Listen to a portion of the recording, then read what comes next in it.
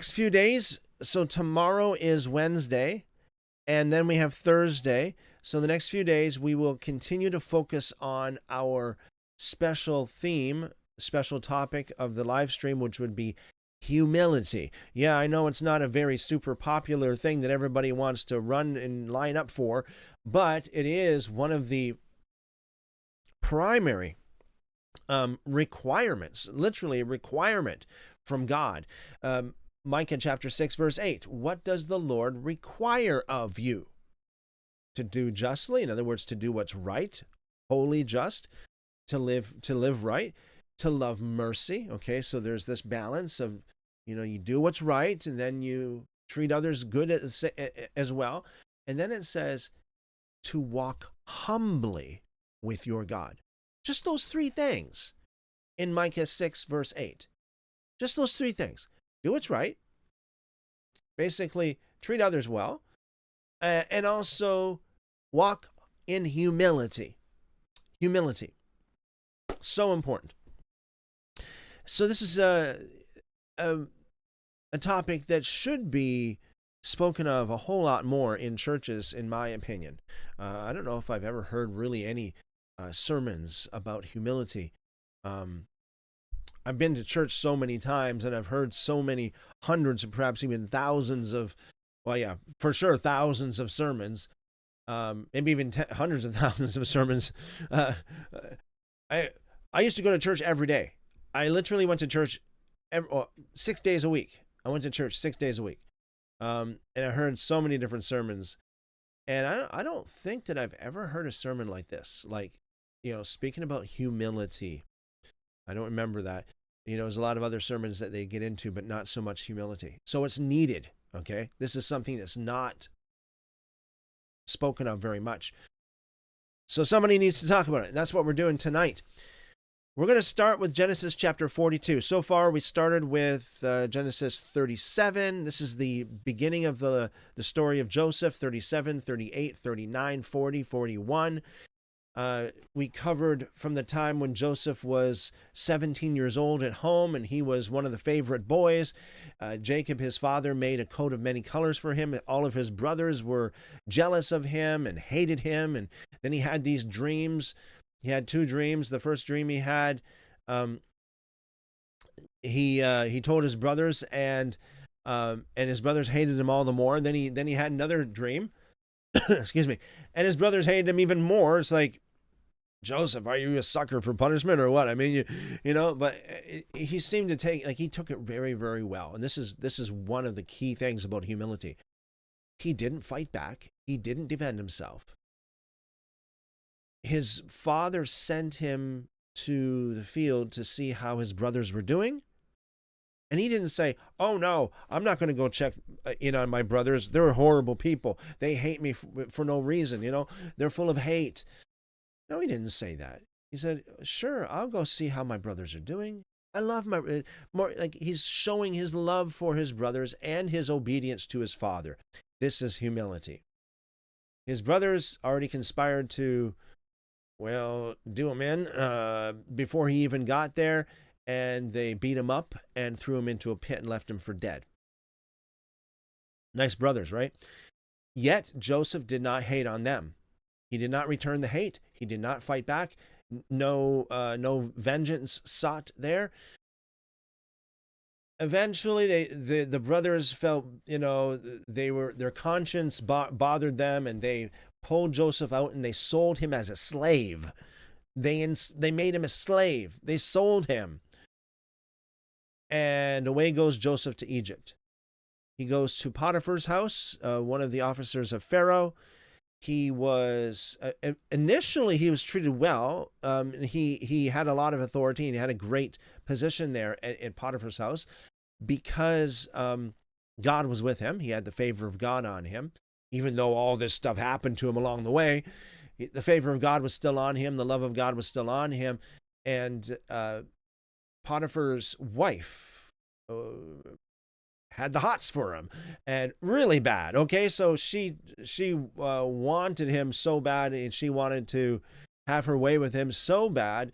Eventually, because he kept on denying her, Eventually, she got angry with him and framed him, falsely accused him of doing what she wanted him to do. So he ended up in prison. All along the way, no hard feelings, no evidence of any kind of hard feelings, no evidence of any kind of grudges held by Joseph against his brothers or against Potiphar or against Potiphar's wife or against the people who basically bought him as a slave. No hatred whatsoever, no hard feelings whatsoever. He trusted God all the way.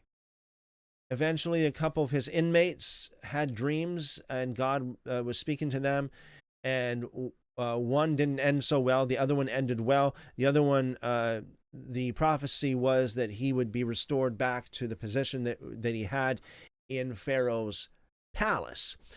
And Joseph said, please don't forget me when you are restored, because God is going to restore you. Do not forget me. Okay? Remember me and get me out of here. Get me out of here. So sure enough, that inmate of his went back to the palace, and he forgot. He forgot all about Joseph. Can you imagine?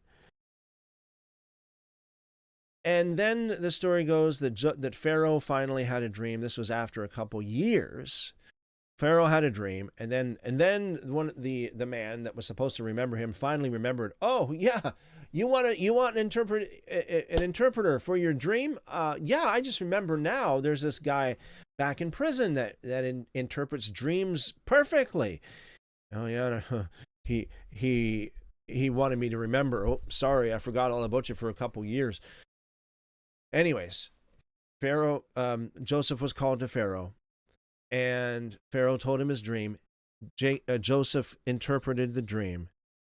And then Pharaoh ended up giving Joseph the next highest place of authority next to him in the entire land of Egypt. So Joseph was like almost the king himself, just one step down from the king. That's where we're going to pick up here, folks. And by the way, we need to really have a look at this, like a really good hard look at this. Joseph did not harbor any kind of unforgiveness. And this is his humility. His pride wants you to, pride dictates that you are to get offended easily. And you are to hold on to a grudge because you demand justice. The expectations and demands is all fueled by pride. Joseph didn't have any of that. Very unassuming. He gave God all the glory. In Genesis chapter 39, verse 9, he remained faithful to God and his master, despite the unjust enslavement in Potiphar's house. In chapter 40, verses 6 and 7, he showed empathetic care for the distressed men who were with him, the cupbearer and the baker, while unjustly imprisoned.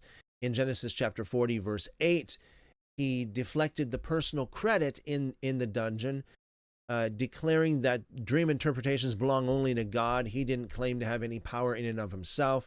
Genesis chapter 41, verse 16, he risked his standing before Pharaoh by admitting he could not interpret dreams, again, giving all the glory to God.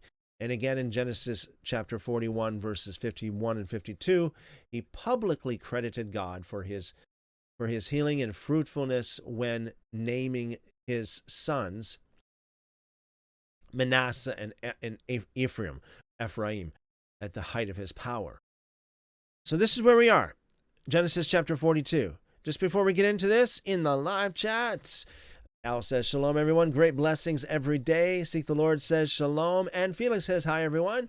Well, shalom, shalom. Welcome and blessings to y'all. Blessings multiplied to you and your families. I hope you're all doing well. And just before we dive in here, you think that there'd be a little bit of a chance of you knowing, or somewheres within the sphere of your influence, somebody that is interested in quote-unquote biblical studies. If you think that's the case, post a link to this video on your social media, or send a message, direct message, a text, whatever you got to do to any of these individuals. That's share the love, folks. Share the love.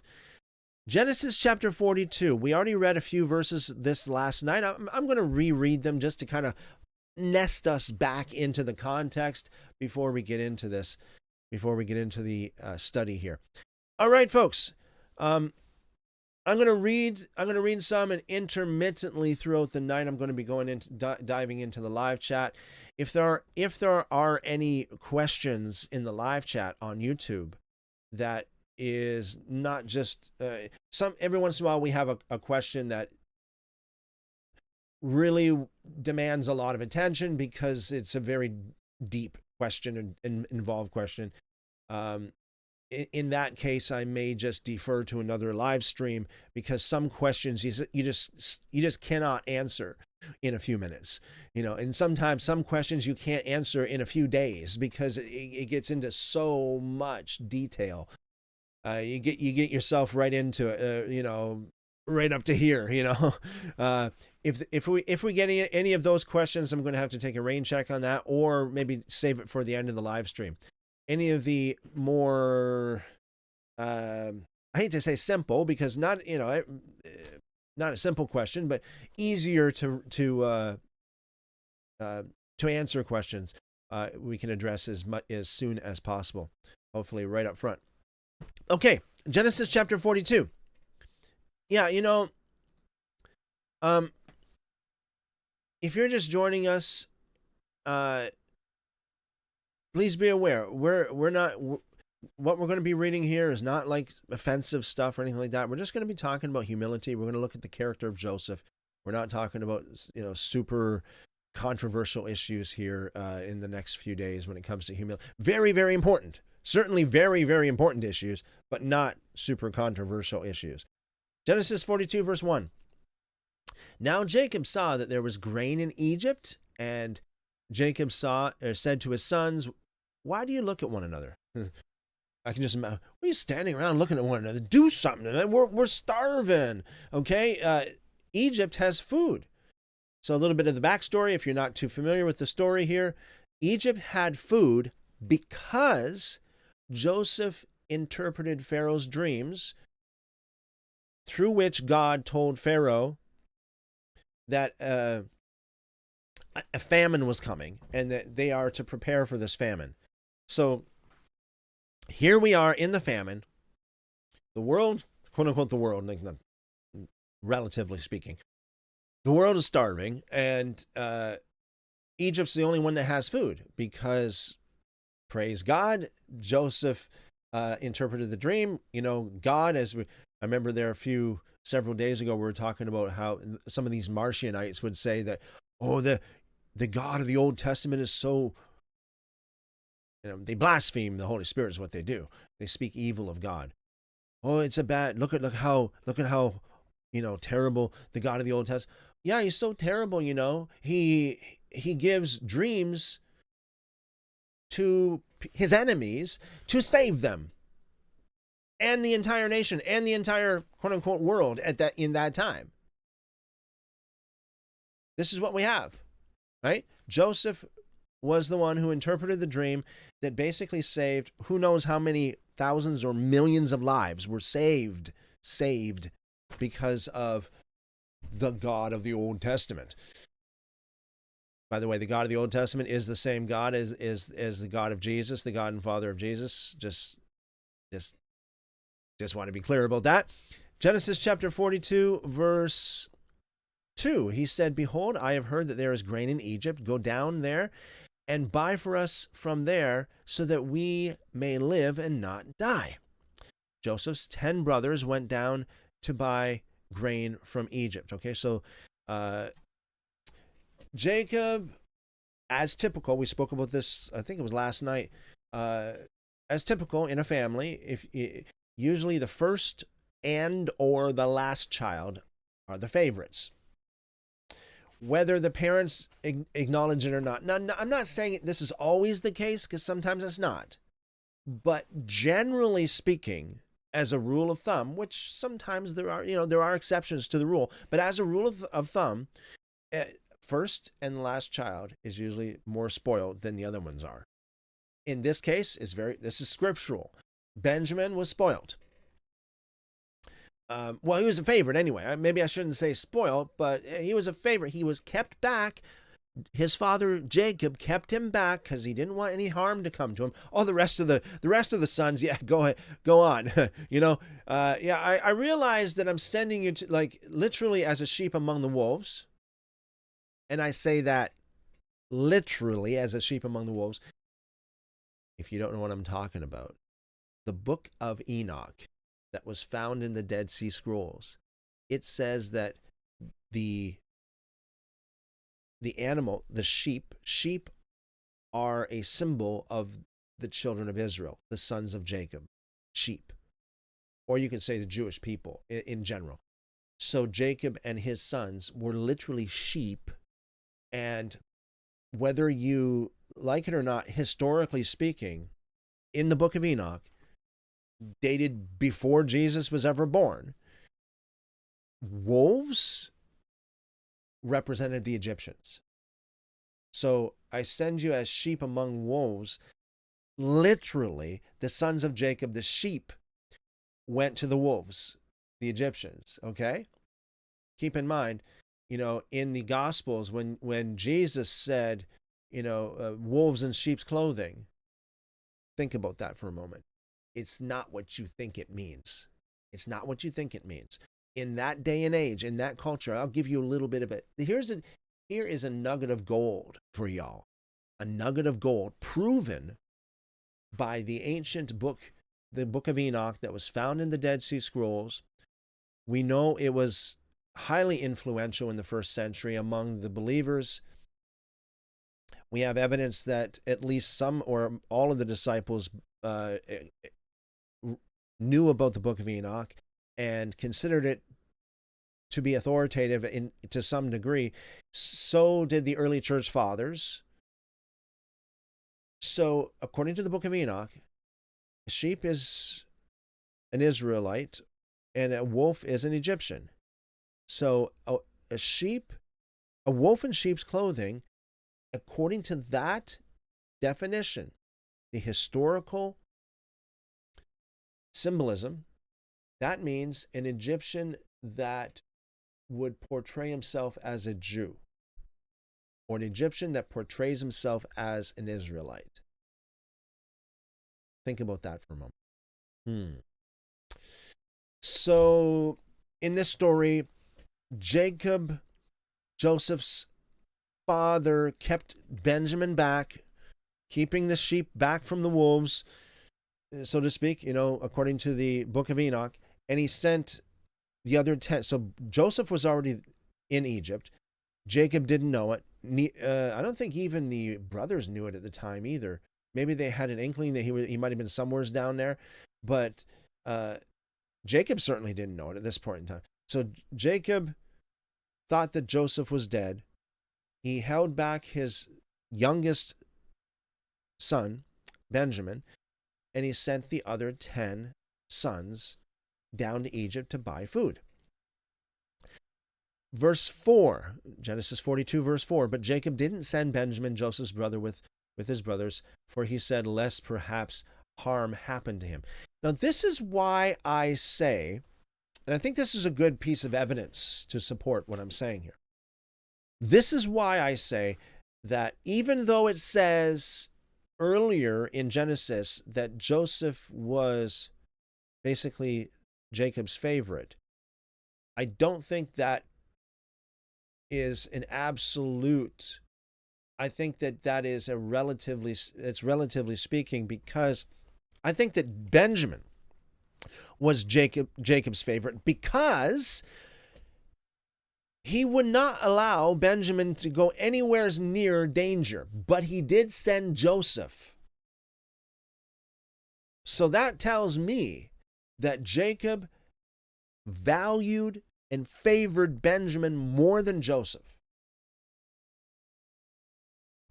I know somebody might say, well, maybe no, he didn't. He just, he was what do you call it, PTSD from Joseph. So now he's saying, "Oh, I'll keep Benjamin back."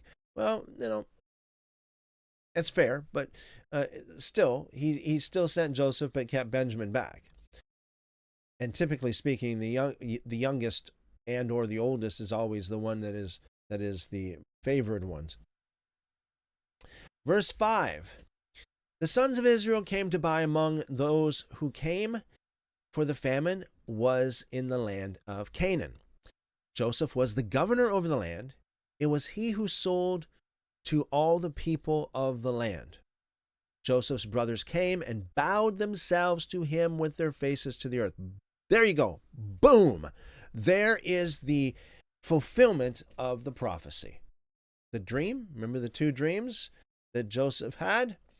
And his brothers were so infuriated at him because he had the audacity of dreaming such a thing and telling them about it. So there is a fulfillment of this right there. Boom. Perfect. Verse 7, Joseph saw his brothers and he recognized them. Right. Okay. But he acted like a stranger to them, and he spoke roughly with them. He said to them, "Where did you come from?" And they said, "From the land of Canaan to buy food." Now, this is amazing to me. Just amazing. Because you got to wonder, how is it that the brothers did not recognize Joseph? So I used to think, well, okay, so maybe what happened here is Joseph was arrayed in all of the Egyptian attire. Maybe he had like a mask on.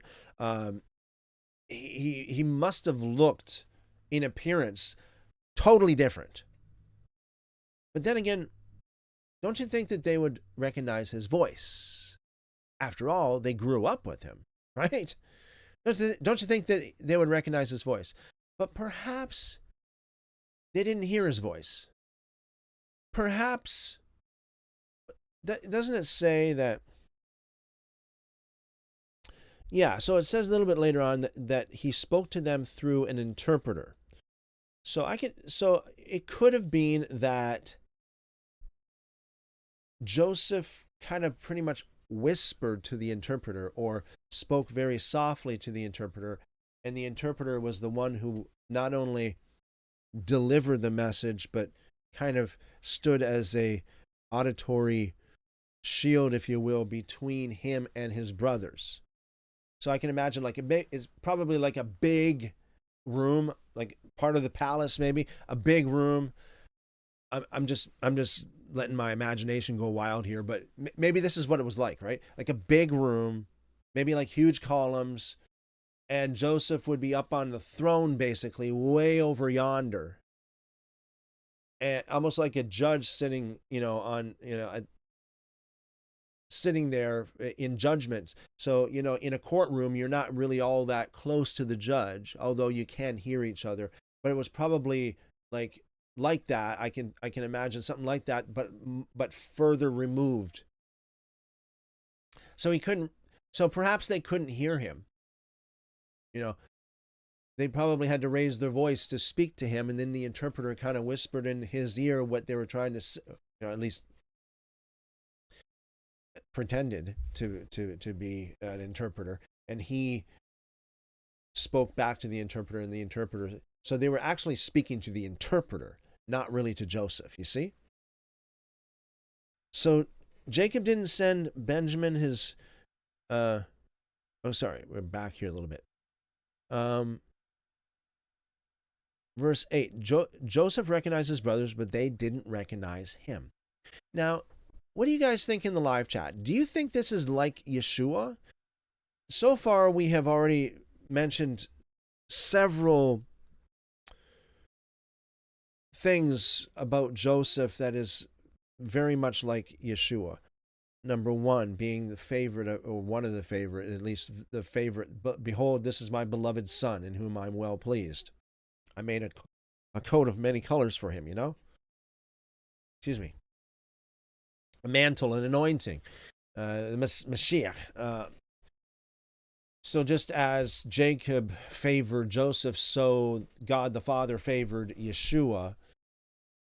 And just as the brothers of Joseph hated him and hated him and hated him even more, so the quote unquote brothers of Jesus, if you will, meaning basically the Jewish people, the children of Israel, didn't necessarily like him either. No, so we have that, and then they beat him up. The brothers of Joseph beat him up and threw him into a pit, just as Yeshua was beaten up and thrown into the tombs.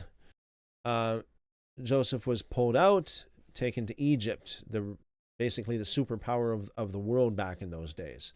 Just as the resurrection narrative would tell us that Yeshua came out and became the ruler of all. All power has been given unto me in heaven and on earth.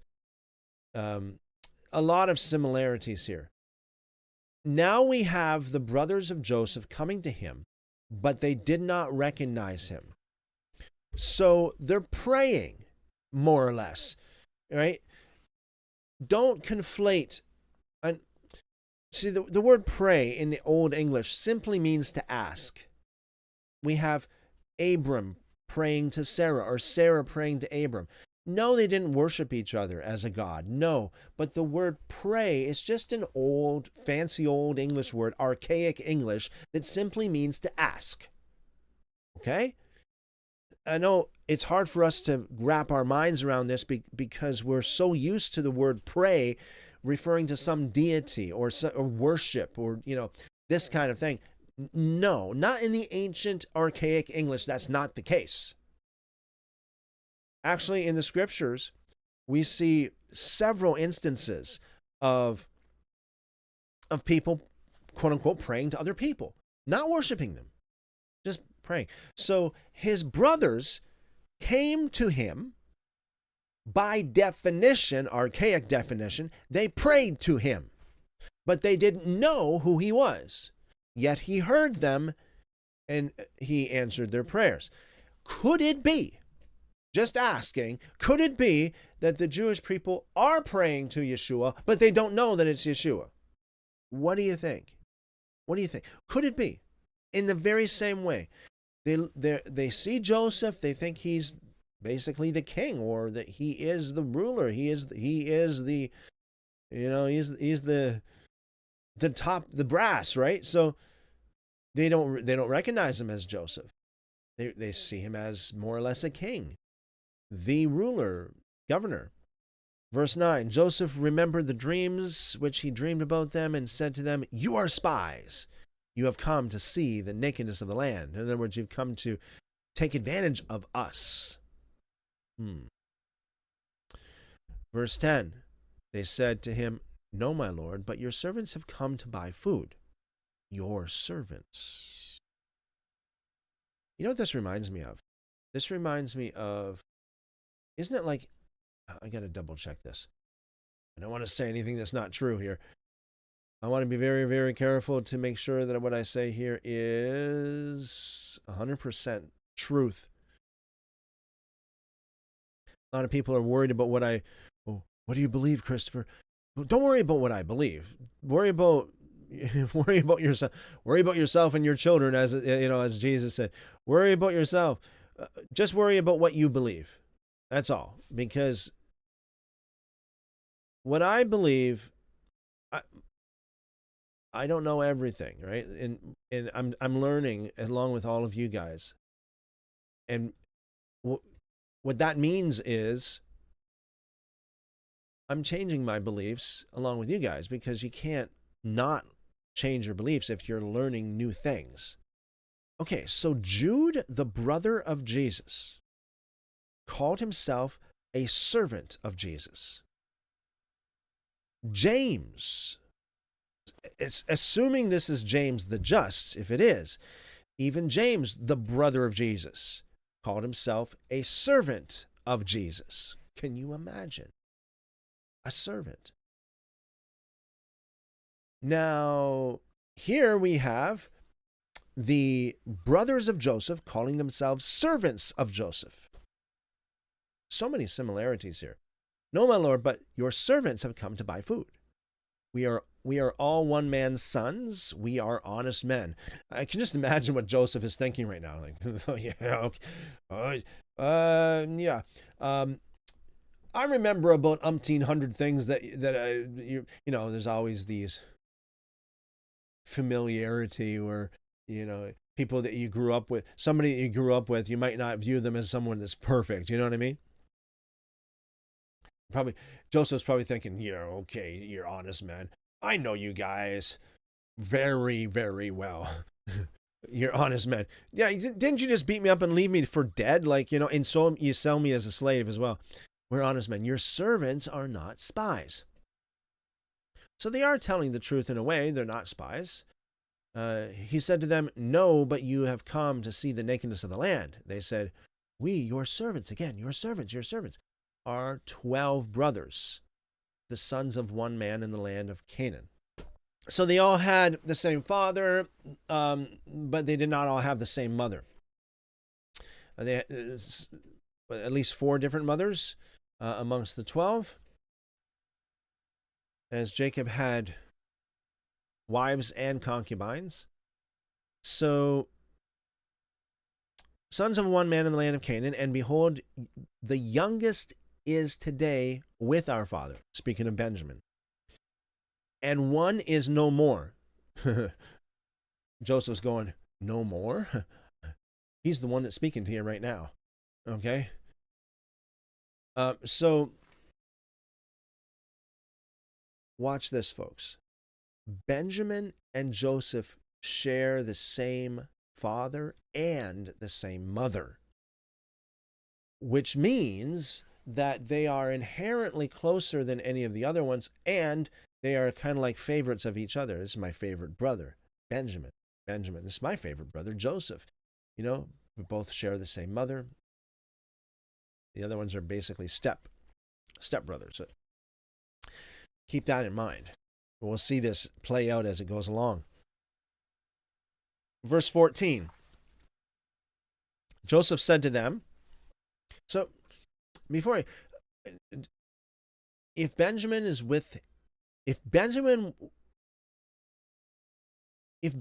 would have been sent with the rest of them, Joseph would not speak like this. He speaks like this because, yes, these are his brothers, but no, not his favorite. Not Benjamin. They're sons of other mothers.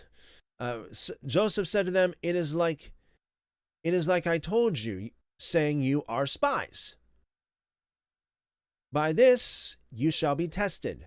By the life of Pharaoh, you shall not go out from here unless your youngest brother comes here. So right there, right away, we see how Joseph loved Benjamin. And they're probably already wondering, like, so what's up? Like, why put so much value on the youngest brother? Why is it that you're holding us collateral? Why is it that you're holding us hostage now just to see our youngest brother? What is it between you and our youngest brother? Don't you think they'd be thinking like this?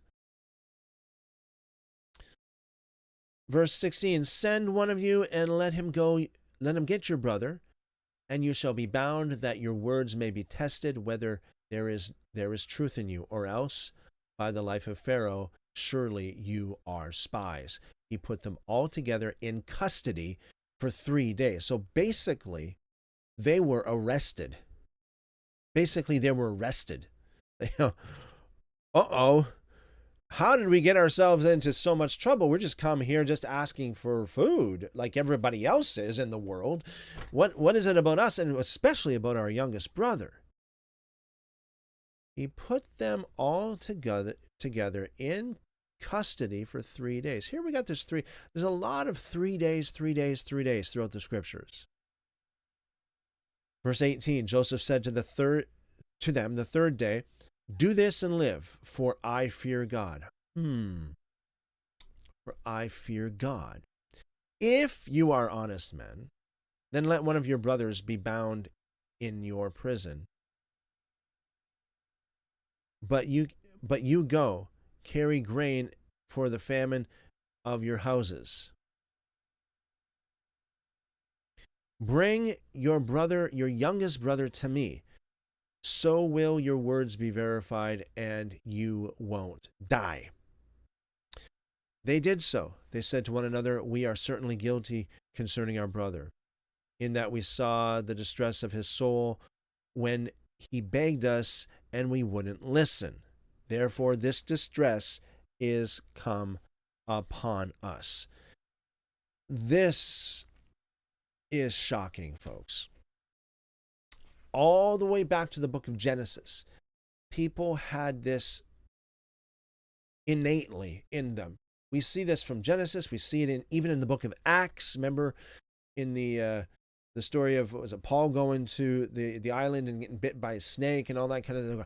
Oh, there must be something. God is against you. So there's this idea, this innate idea, concept in the souls of these men that say, this happened to us. This whatever's going, we are experiencing some very hard times right now, bad times. Hardship is upon us. And this is because God is on his throne and he is paying us back for what we did with Joseph. Justice is served. You cannot outrun God.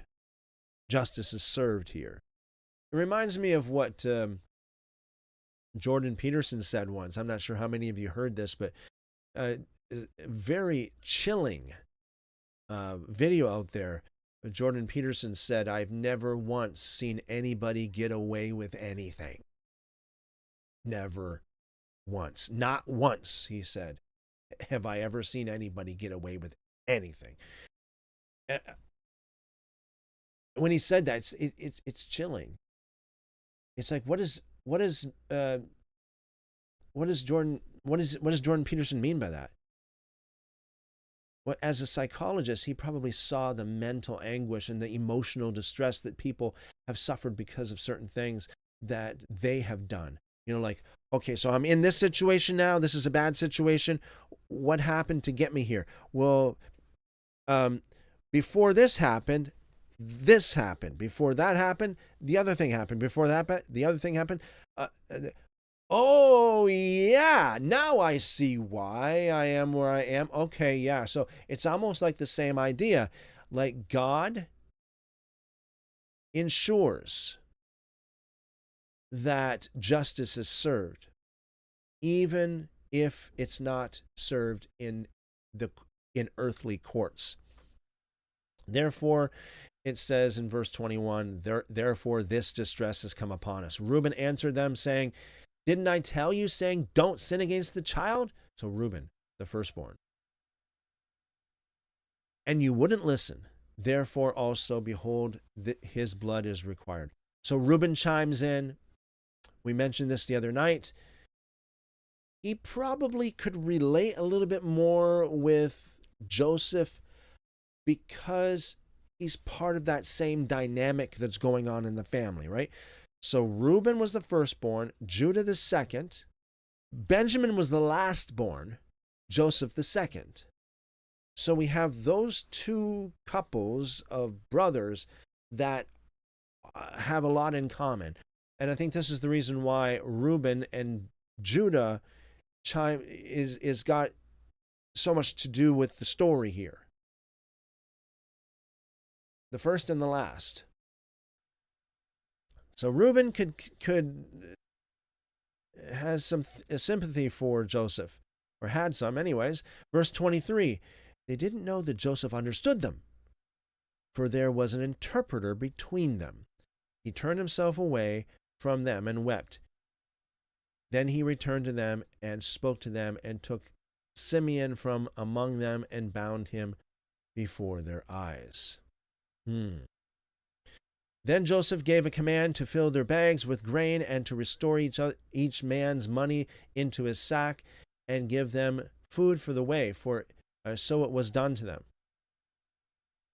They loaded their donkeys with their grain and departed from there. As one of them opened his sack to give his donkey food in the lodging place, he saw his money. Behold, it was in the mouth of his sack. He said to his brothers, my money is restored. Behold, it is in my sack. Their hearts failed them, and they turned trembling to one another, saying, what is this that God has done to us? In other words, they're afraid now. They are really frightened. We're in deep, deep trouble now. We didn't even pay for this. Whoa, what happened here? God must have it in for us now for sure, because we're as good as lights out, We're done.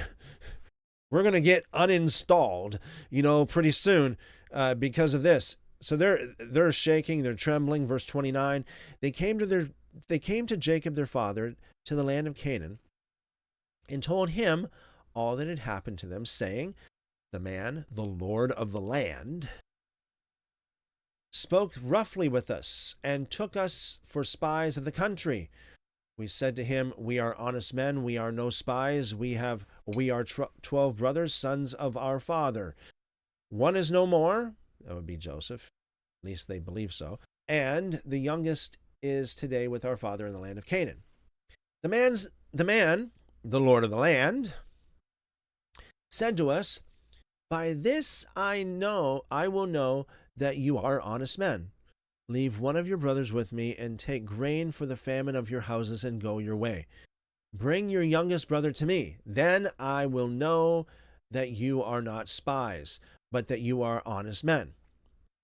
So I will deliver your brother to you, and you shall trade in the land.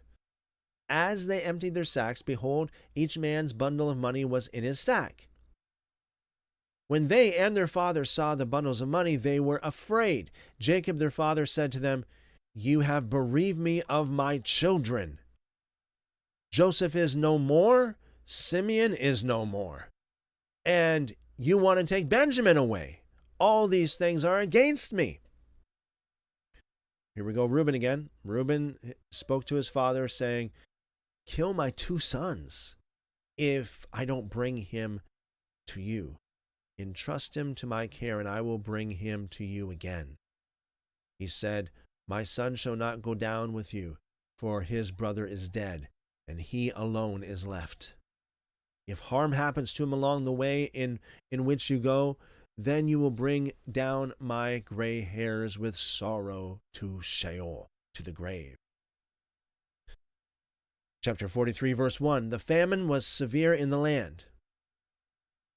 When they had eaten up the grain which they had brought out of Egypt, their father said to them, go again, buy us a little more food.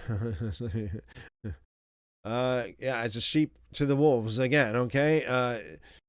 Go, see ya, might not see you again, but at least try.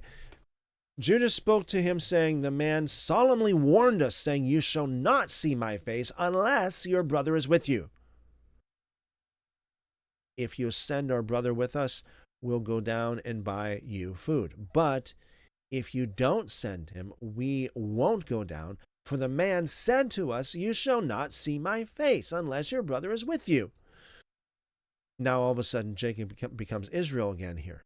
Notice this in verse 6. Israel said, why did you treat me so badly, telling the man that you had another brother? In other words, you shouldn't have said anything about this other brother, okay? It's your fault. Why are you treating me so badly? They said, the man asked directly concerning ourselves and concerning our relatives, saying, is your father still alive? Have you another brother? We just answered his questions. Is there any way we can know that he would say, bring your brother down? Judah said to Israel's father, send the boy with me. Okay, so we saw this earlier on in the story, the whole story about when they threw him into a pit and all that kind of stuff. Here we have it again, folks. Reuben and Judah, the firstborn and the second firstborn, get involved here. There's 12 brothers. What happened to all the other 12? Only Reuben and Judah, I mean, not the other 12, but the other 11 anyways. So you have Joseph and then 11 brothers. Reuben and Judah are the ones that are standing up and sticking up for Joseph. There is a lot in common between Reuben, Judah, Joseph, and Benjamin. The first and second firstborn, the first and second lastborn. We mentioned how Genesis chapter 38 recorded Judah's shortcomings with Tamar, and that is juxtaposed to the other side of the scale, so to speak. The other side of the balance would have been Joseph. Judah was the second, Joseph was the second last, and Joseph was the one who maintained his chastity, maintained faithfulness, would not, commit any kind of sexual sin, but Judah did. There's a lot of similarities between Judah and Joseph, Reuben, Benjamin, Reuben, Joseph, or Reuben, Judah, Joseph, Benjamin. So here we got it again, Judah. And I think that at least a piece of the puzzle is that Judah, being the second firstborn, he eventually got the status of a firstborn because Reuben lost it, and it fell to Judah instead. So he was one of the first, probably. He could sympathize with Joseph as, one of the favorites. Judah said to Israel his father, "Send the boy with me, send Benjamin with me, and we'll get up and go so that we may live and not die, both we and you, and also our little ones. I'll be collateral for him. I'll be collateral for him. From my hand will you require him? If I don't bring him to you and set him before you, then let me bear the blame forever. For if we hadn't delayed, surely we would have returned a second time by now." Their father Israel said to them, "If it must be so, then do this.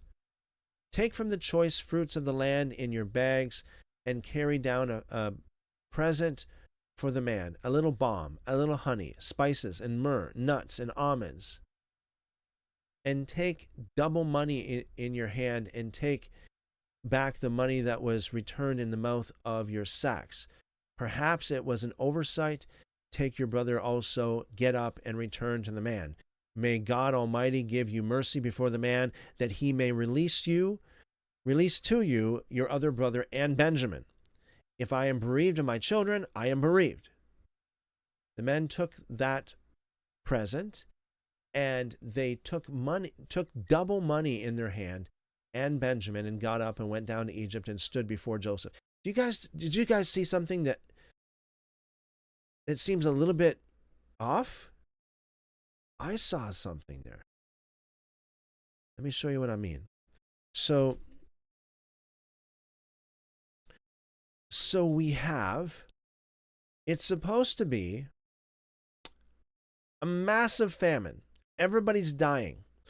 How can it be that in the land of great famine, and they're all dying, and unless they go to Egypt, they're all going to die? How is it that Jacob asked his sons to take the choice fruits of the land in their bags and carry down a present, a little balm, a little honey? That's food, folks. You can survive quite a bit. Honey, myrrh, nuts, and almonds. You can survive a little while on nuts and honey and almonds. And if there's honey there, don't you think that there would be other fruit? Isn't honey come from flowers? But it could be. Don't you think that there could have been something else that they could be eaten? The bees were eating, producing the honey. Nuts and almonds were there. How is that? Let's have a look at a more ancient text, the Septuagint, and see what the Septuagint says about this. Does it have the same as the Masoretic Hebrew text? So the Hebrew text says, fruits of the land in your bags. What does the Septuagint say? Take of the fruits of the earth in your vessels. Okay, so very similar. After that, the Masoretic Hebrew says, carry down a present for the man. In the Septuagint, it says, carry down to the man presents. Okay, give you a pass on that. There's Masoretic text. A little balm, it says in the Masoretic text. A little balm, a little honey. In the Septuagint, gum and honey. Gum. Okay, well, that's different than balm. It could be anyway. Gum and honey. So honey's there. In the Masoretic text, spices and myrrh. Septuagint, frankincense and stacte. Okay. Different to say the least. The Masoretic Hebrew says nuts and almonds. The Septuagint says turpentine and walnuts. What? Turpentine and walnuts.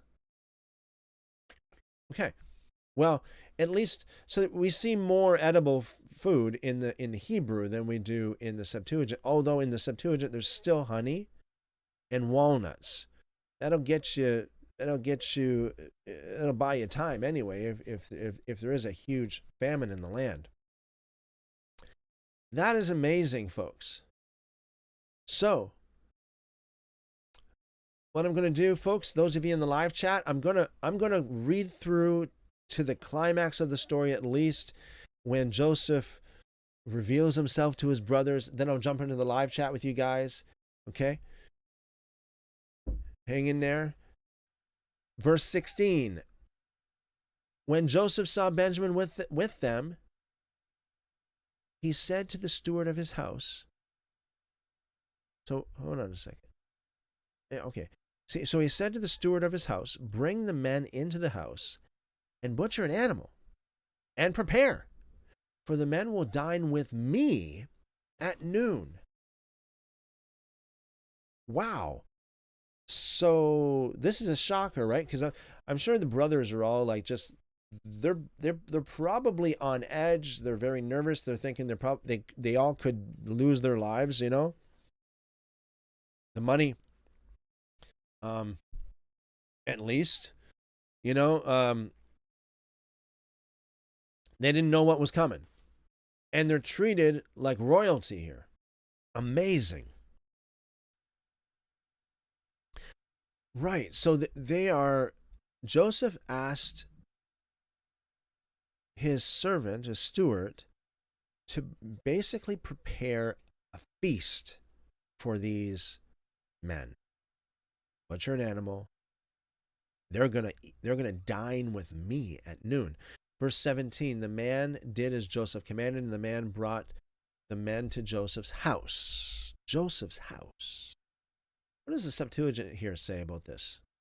Does it say Joseph's house? It does. To the house of Joseph. Okay.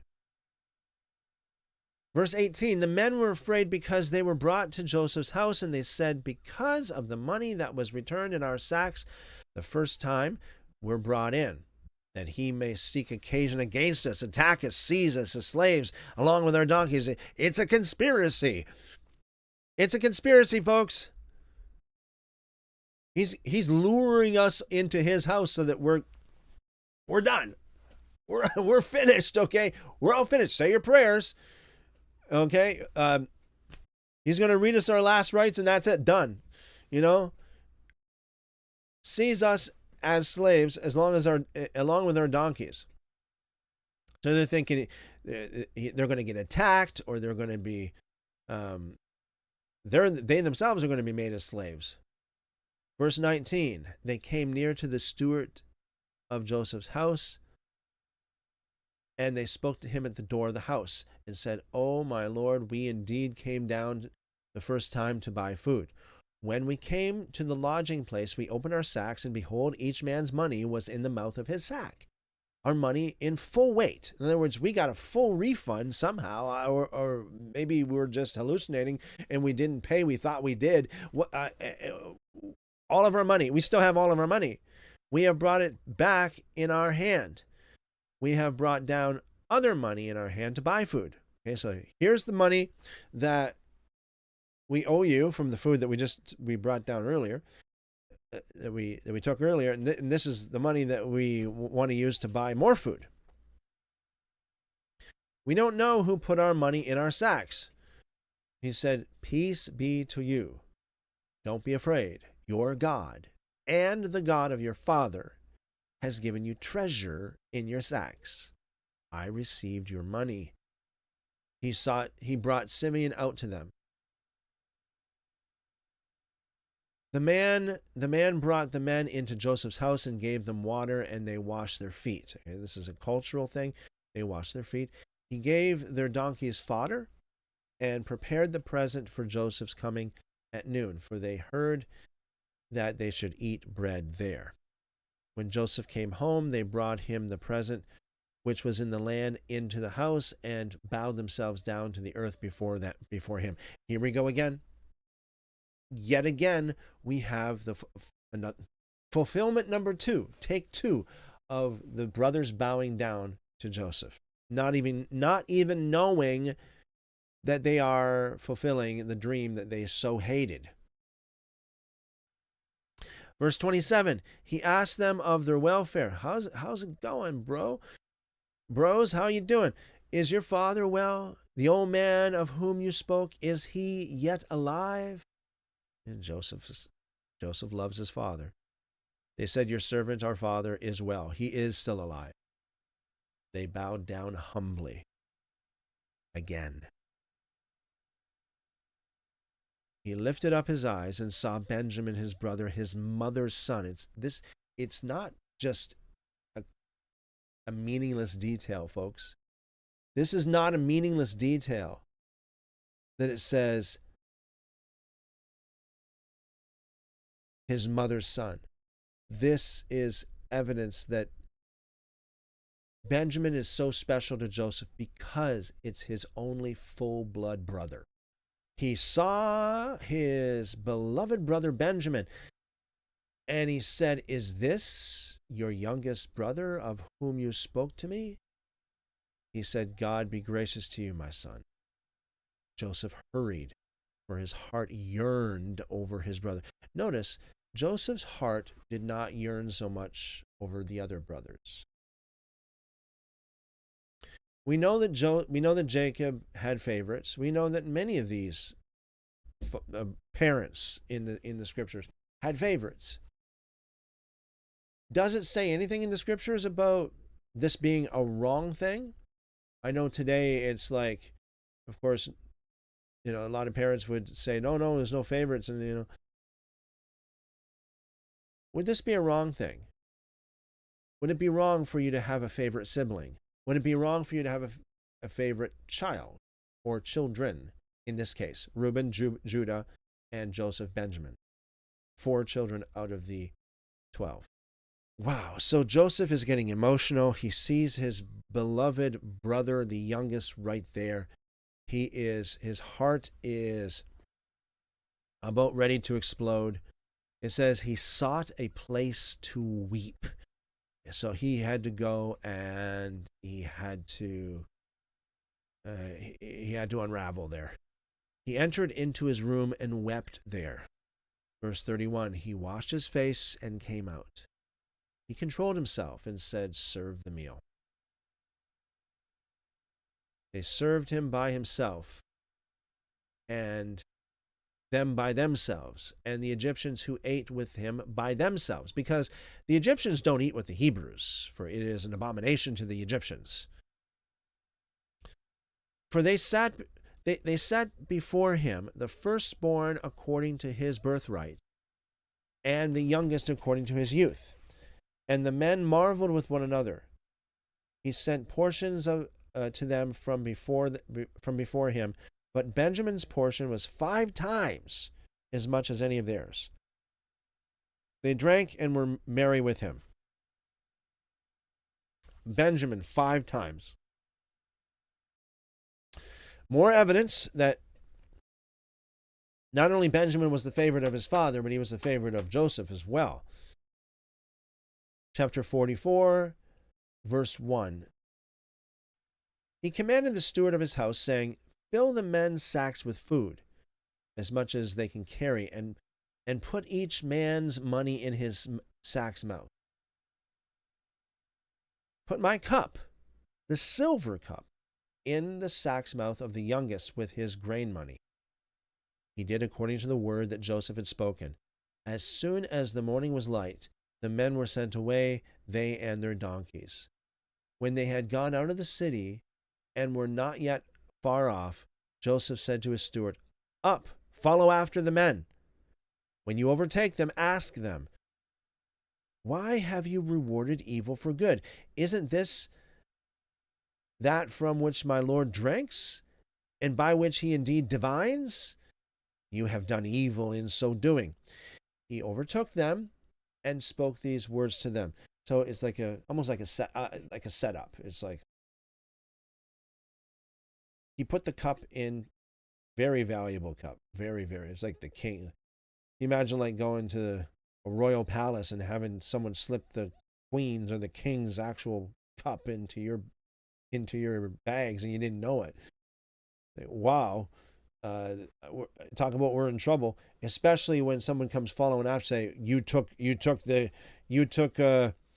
governor's cup here. No, I didn't.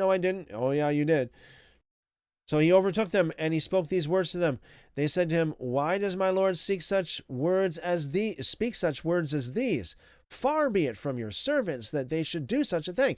No way are we going to steal from you, or the king or the governor. We're not going to steal from you guys. Well, what are you guys thinking? We're a bunch of thieves? Behold, the money we have found in our mouths' sacks, we brought again to you out of the land of Canaan." So they're using their track record to prove their character. Look, we're not somebody who's going to rip you off, okay? We went through the trouble of bringing this money back just so that we can make sure that the accounts are settled. Why would we steal from you? It makes no sense. How then should we steal silver or gold out of your Lord's house? With whomever of your servants it is found, let him die, and we also will be my Lord's slaves. Oh, they're getting deep into it already. Verse 10, he said, "Now also let it be according to your words. He with whom it is found will be my slave, and you will be blameless." He with whom it is found will be my slave, and you will be blameless. So he's making it easier on them. Verse 11.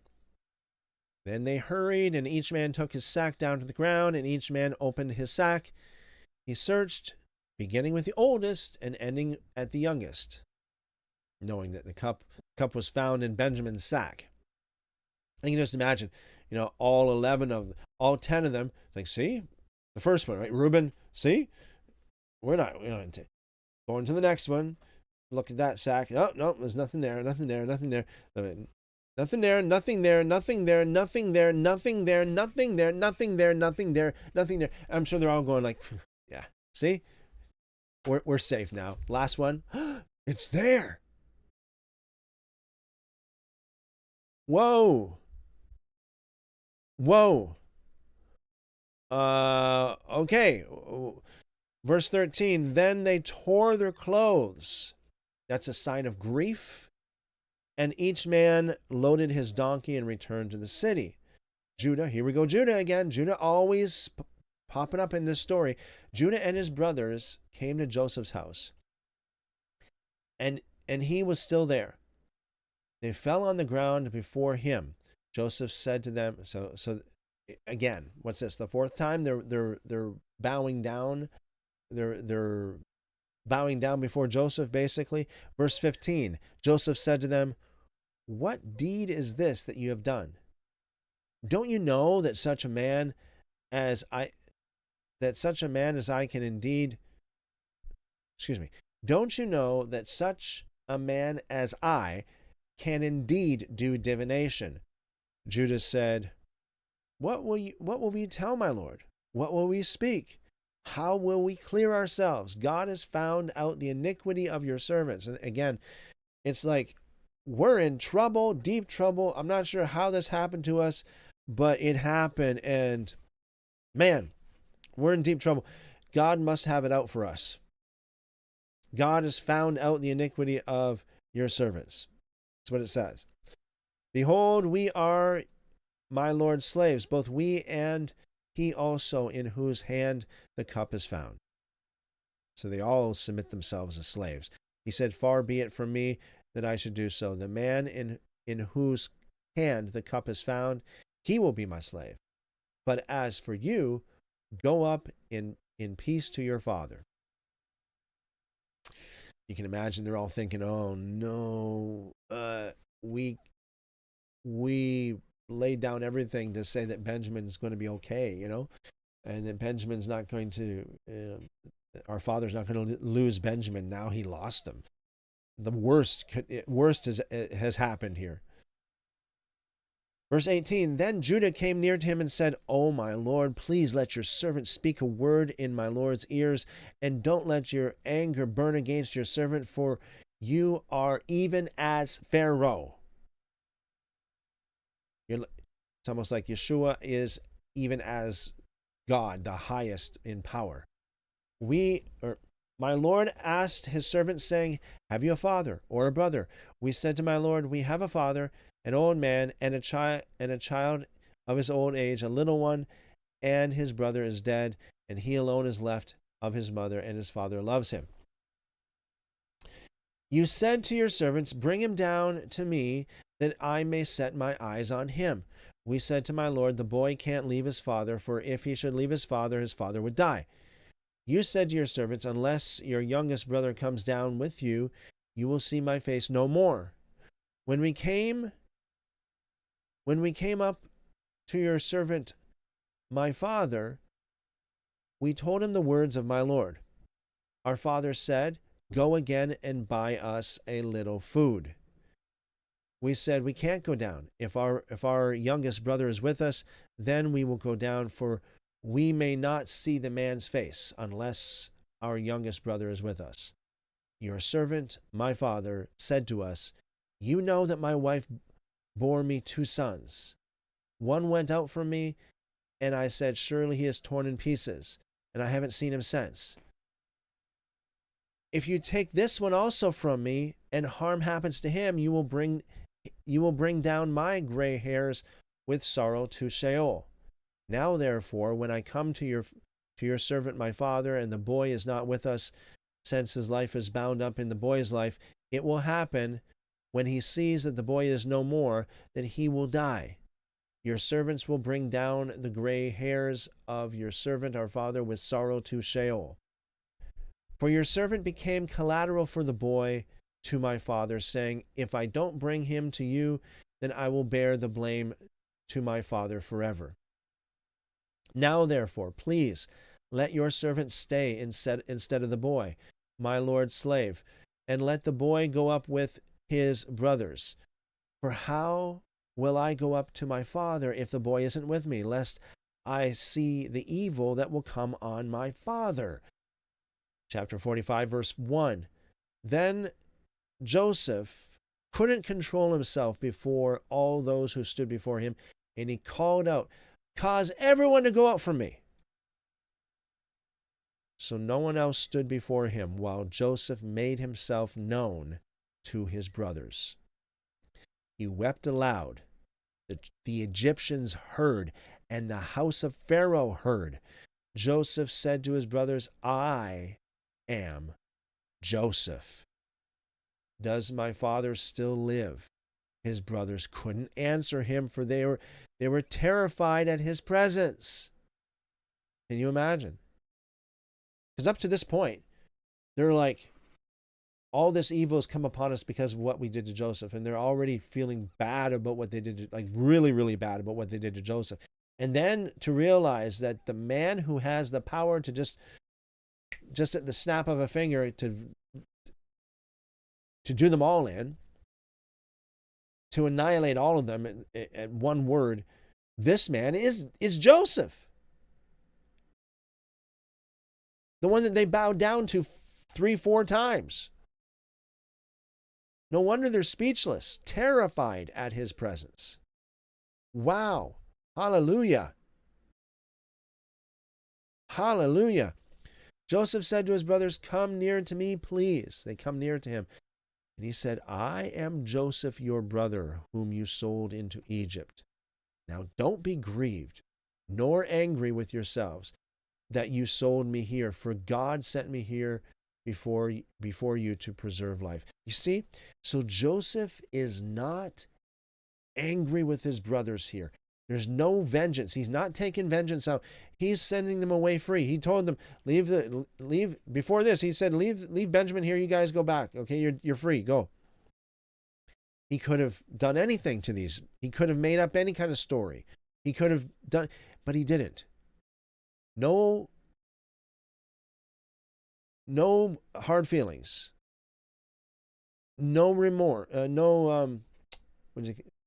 He didn't ask them to pay for. There was no bitterness there, and he didn't blame them for anything that they did. He said it's all part of God's plan. That's why That's why he wasn't angry with them. That's why he didn't whip them or beat them back. He didn't do anything like that to them. He treated them pretty good, all things considered, very good. He gave them the food. He could have said, you guys don't deserve the food. Just here's a little bit for your father and for for your youngest brother. That's it. He could have done anything like that. He gave them food. He gave them all their money back. He let them eat in his house. A special VIP dine with the governor of the land, the Lord of the land, literally. Special seating.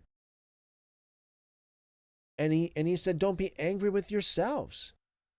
How could a man who is angry with his brothers say this? He couldn't, because he's not angry with his brothers. He wasn't angry with his brothers. He trusted God all the way. And that is very evident and clear here. Verse 6, for these 2 years the famine has been in the land, and there are yet 5 years in which there will be no plowing and no harvest.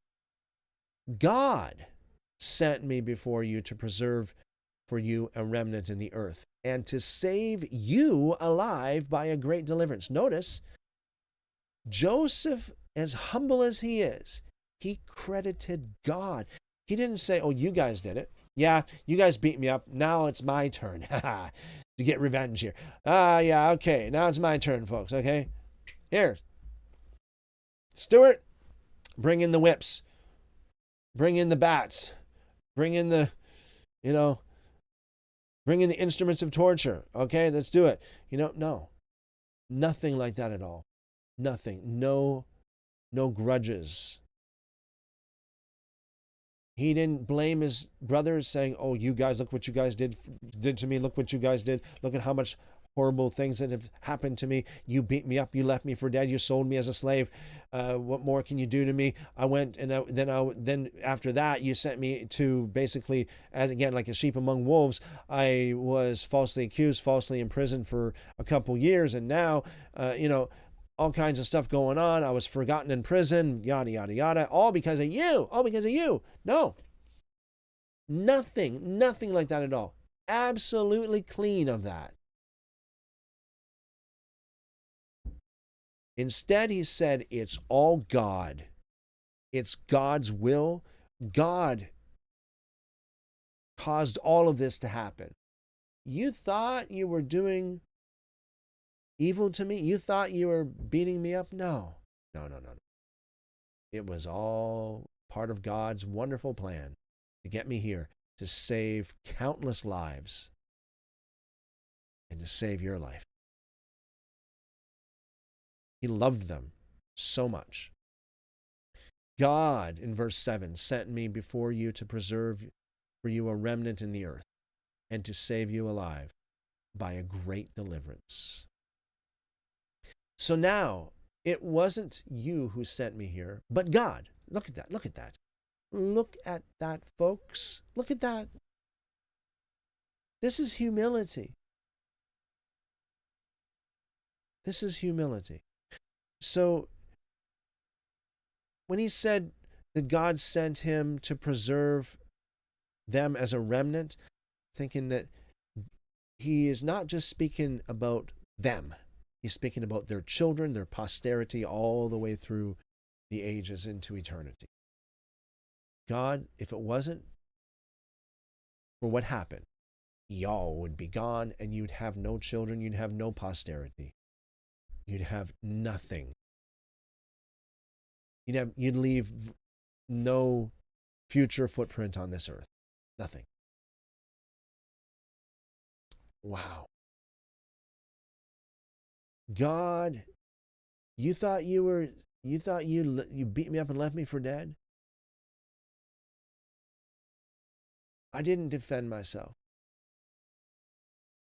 I didn't hold a grudge against you because I knew it was all God. Because I could see that God was working through you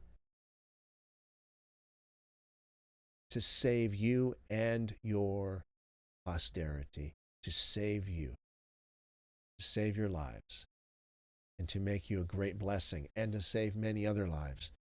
So now it wasn't you who sent me here, verse 8, but God.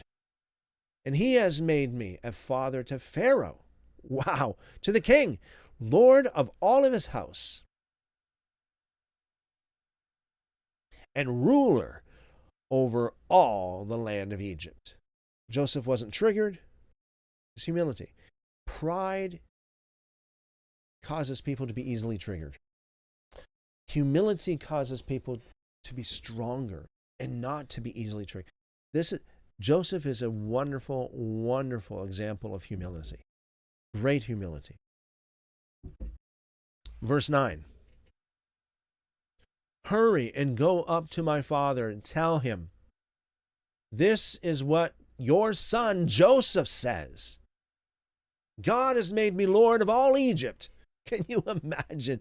Can you imagine going from thinking your favorite child is dead to all of a sudden he is the most powerful man in the world right now, apart from Pharaoh himself? That's it. He has made me Lord of all Egypt. Come down to me. Don't wait. That reminds me of a little bit off topic, but it's just a wonderful story I'll share with you guys. It's just a wonderful, wonderful story. Some of you may know of, do you guys know of Jason Upton? Jason Upton. He's a Christian musician. Jason Upton. He's got an amazing, amazing story, testimony. He was adopted as a child. And his mother wrote him a letter that was supposed to be opened and read by him when he was ready, when he was an adult. And the story goes that the mother was a very young girl at the time when she got pregnant, and of course there's always this option to murder the baby or to give the baby up for adoption. And she chose the latter, to give the baby up for adoption. And she didn't know what really became of her son. And then she became a Christian. Meanwhile, Jason decided one day to open the letter. And he was overjoyed to learn who his mother was and to meet his mother, his biological mother. And when she found out what happened to her son? She was floored because she was a Christian at the time, and her favorite Christian musician, worship leader, was Jason Upton, and she didn't know that it was her son. That's amazing, folks. That's amazing, amazing story. That is just absolutely amazing. Genesis chapter 45, verse 9, Hurry, go to my father, tell him this is what your son Joseph says. God has made me Lord of all Egypt. Come down to me. Don't wait. You shall dwell in the land of Goshen, and you will be near to me, you, your children, and your children's children, your flocks, your herds, and all that you have. There I will provide for you, for there are yet 5 years of famine, lest you come to poverty, you and your household, in all that you have. Behold, your eyes see, and the eyes of my brother Benjamin, that it is my mouth that speaks to you. You shall tell my father of all my glory in Egypt, and of all that you have seen. You shall hurry and bring my father down here. Joseph, he fell on his brother Benjamin's neck and wept, and Benjamin wept on his neck. He kissed all his brothers and wept on them. After that, his brothers talked with him. I'm trying to picture what it would look like before and after. Before Joseph revealed himself, what do you think? Like, would he be wearing a mask, a full, like, would it be like a full costume, what would the leader, the Lord of the land, the next to Pharaoh, he was basically acting as Pharaoh, wear? What would they wear back in those days? Even in their own house. Isn't that amazing? I find that just amazing, folks. So what did he do? Just pull off his mask? Take off all the gold, the Egyptian garb? Say, hey, how you doing? Verse 16. The report of it was heard in Pharaoh's house, saying, Joseph's brothers have come. It pleased Pharaoh well and his servants. Pharaoh said to Joseph, tell your brothers, do this. Load your camels and go and travel to the land of Canaan. Take your father and your households and come to me, and I will give you the good of the land of Egypt, and you will eat of the fat of the land. Now you're commanded to do this. Take wagons out of the land of Egypt, wagons, for you and your little ones, and for your wives, and bring your father and come. Also, don't concern yourselves about your belongings, for the good of all the land of Egypt is yours. In other words, don't worry about bringing all your riches from back home. We got 1,000,000 times more riches here, and you can have it all. You know, it's like, wow, what an amazing blessing. Thank God. Thank Yahweh. The sons of Israel did so. Verse 21. Joseph gave them wagons. I can just imagine, maybe royal horses and chariots kind of stuff, or maybe gold plated. It must have been quite the scene. It must have been quite spectacular. Joseph gave them wagons according to the commandment of Pharaoh, and gave them provision for the way. He gave each one of them changes of clothing. But to Benjamin he gave 300 pieces of silver and 5 changes of clothing. Again, 5. For some reason, 5 portions, 5 times as much at the table, and now we have 5 changes of clothing. Verse 23. He sent the following to his father: 10 donkeys loaded with the good things of Egypt, 10 female donkeys loaded with grain and bread and provision for his father by the way. So he sent his brothers away, and they departed. He said to them, see that you don't quarrel on the way. Don't fight, guys. This is a loving brother. Hey, not only do I love you, and I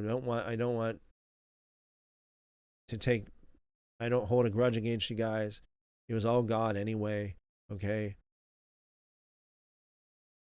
I'm not making you pay for what you did.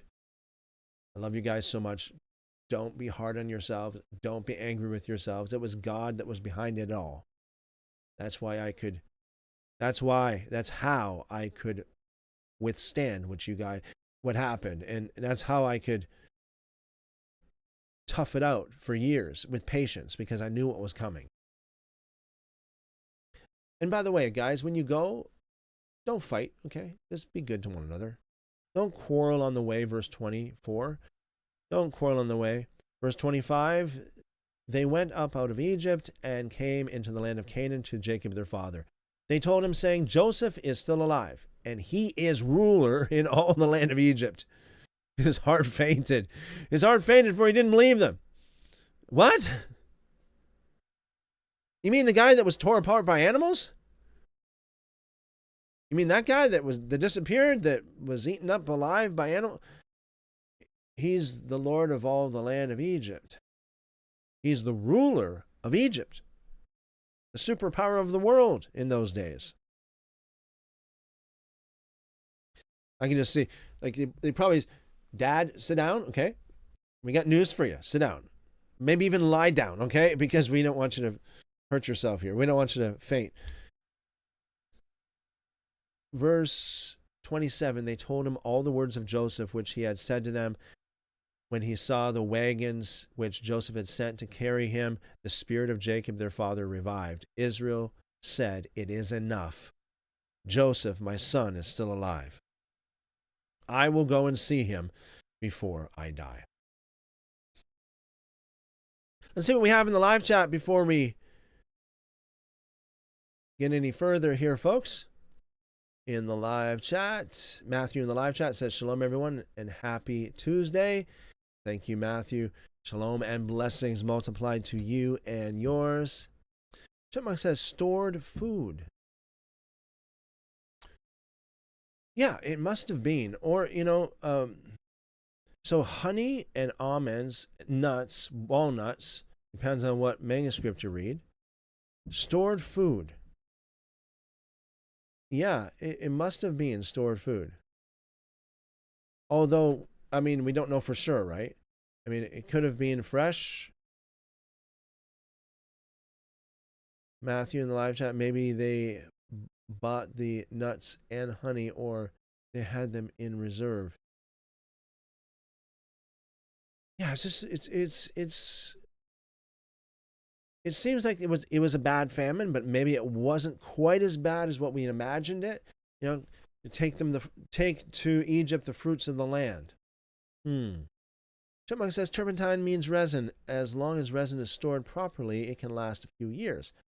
Honey doesn't spoil if stored properly. Nuts can be frozen or stored for a few months before they spoil.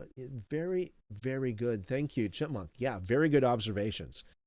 There you go. Yeah. So this stuff that they had, this was something that they could store for a fair amount of time. Chipmunk says it is possible this was the last things they had saved up that hadn't spoiled. Yes. True. Yes. It is possible. I agree.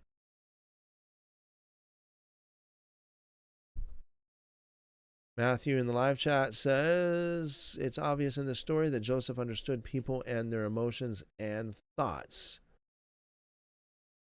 And I'm sure, Matthew says, I'm sure as the second youngest, he watched and listened to people while in the background. All right, very good. Makeup and headdress. Yeah, very good, Matthew. Yeah, thank you, Matthew. And Chipmunk says that's a neat story. It is. It's. I was going to say it's one of my favorite, but there's so many favorites. I don't know if I could ever say it's one of my favorite but it's an awesome, awesome story, and it's great for. It's the greatest example, apart from Moses himself, in the books of Moses on humility. Chipmunk says, good study, Christopher. It's good to go back through the story of Joseph and see the comparisons. Thank you. Many blessings to you and family. Good rest and health. Everyone have a great day tomorrow. Thank you very much, Chipmunk. I appreciate it. Blessings multiplied to you as well. Have a great night, good rest. Many blessings bestowed and poured upon you. Thank you, Chipmunk. Okay, folks,